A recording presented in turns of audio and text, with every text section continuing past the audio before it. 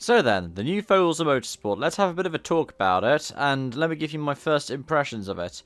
I say first impression, I've played about 10 hours of the game, and I've been playing it since the kind of day zero launch edition, because I ended up picking up the pre-ordered version.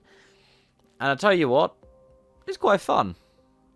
I definitely do enjoy it.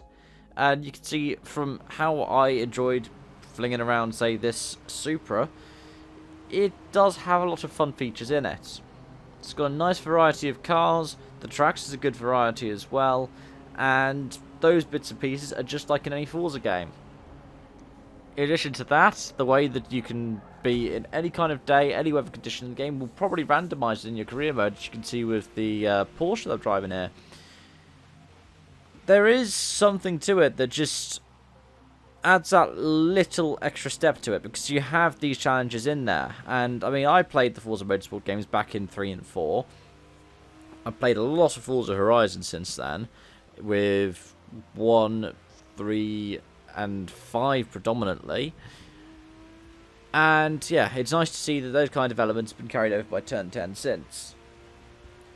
The main things that I would talk about in terms of ways for it to be improved, some of it is just minor things, like some glitches. They've started to patch some of them out with like the roll cages. So there are some small glitches like that, and then other little bits and pieces like how the replay camera, as you can see with the Supra there, was really struggling to go away. But yeah, I think the big things that people are annoyed with in the new Forza Motorsport, I think they're quite rightly annoyed with. The car progression, the car level system, replacing any kind of the credits. It means the only time you're spending any credits is when you're buying cars now. It also means that some of the more ridiculous fun car bits that you could do, like a drivetrain swap and an engine swap, you have to drive the car for a good 5, maybe 6 hours to unlock it. And it feels like that's been generated so you can get the longer playtime out of it. So if you're somebody who, for example, loves games like Destiny, you'd enjoy the grinding mechanics that you have to get to be able to get the stuff that you want in those cars. But I mean, I'm not really one for that. I'm not somebody who gets a particular kick out of doing that kind of gaming, that kind of racing, that kind of driving.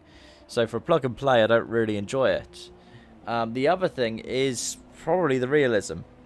It's quite easy to slide these cars. It's not, say, R-Factor, where you want to have the cars sideways to a certain degree, and that one claims to be a simulator.